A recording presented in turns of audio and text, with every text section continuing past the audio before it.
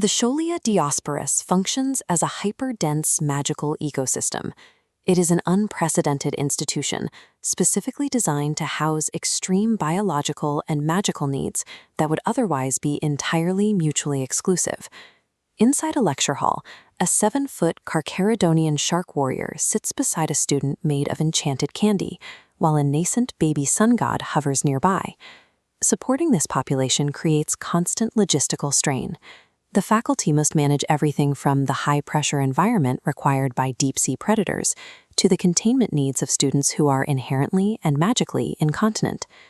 This diagram shows the origin taxonomy, the essential academic framework used to organize these students. It categorizes every individual into 3 branches: the natural, the mythic, and the anomalous. By identifying a student's origin, the Academy predicts physical limits, their magical potential, and the specific gear required for their survival on campus. The natural branch consists of the Beastfolk, races whose specialized animalistic traits are physically enhanced by localized magic. For these students, stealth, burrowing, and predatory strength are matters of biological evolution. The kittenfolk are a primary example.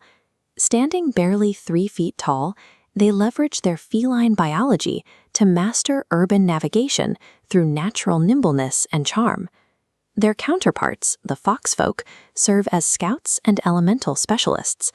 The ember claw variant integrates fire into its biology, heat radiating from its tail and ears. Other beastfolk specialize in difficult terrain, such as the bunbunkin. Their magic manifests in paws adapted for high-speed digging and a navigation sense tracking routes through complex underground networks. For larger predators like the Carcharodonians, this biological power comes with a cost. Their massive frames are built for the crushing depths, meaning they require specialized pressure suits and moisture retention gear to move safely through the surface world. For beastfolk, magic is a survival tool that refines their physical evolution into a highly efficient, specialized role. The mythic branch includes children born with mythic sparks.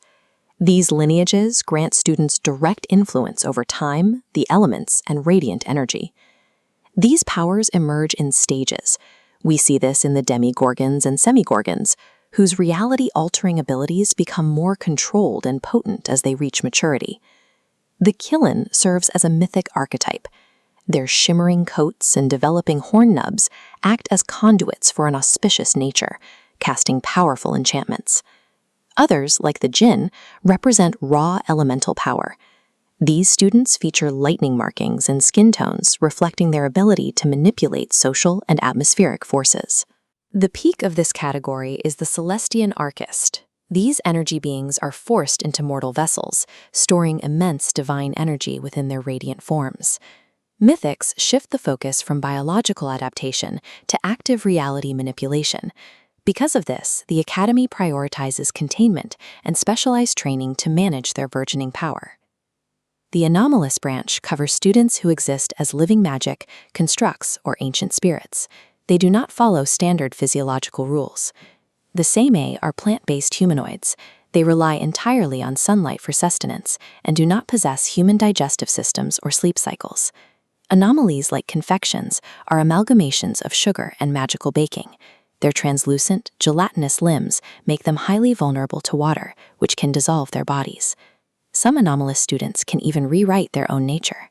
The Morphean changeling is capable of biologically restructuring its entire racial phylogeny through simple physical contact with another species. This branch also includes the master artisans of the school, the diaparachnids. These sophisticated arachnoids are responsible for weaving the Academy's magical fabrics and historical archives. These anomalous races prove that magic can sustain life in forms that biology alone cannot, providing the essential infrastructure of the Scholia Diosporus. These diverse origins create a functional ecosystem. The diaparachnids weave the specialized clothing, the beastfolk serve as expert scouts and navigators, and the mythics provide the raw magical energy required for high-level research. Making this ecosystem functional requires school-standard gear. This includes everything from the waterproof armor used by confections to the specialized silken diapers designed by the diaparachnids to handle magical mishaps. The Scholia Diosporos succeeds because its entire infrastructure is built specifically to support these racial differences, rather than attempting to ignore them.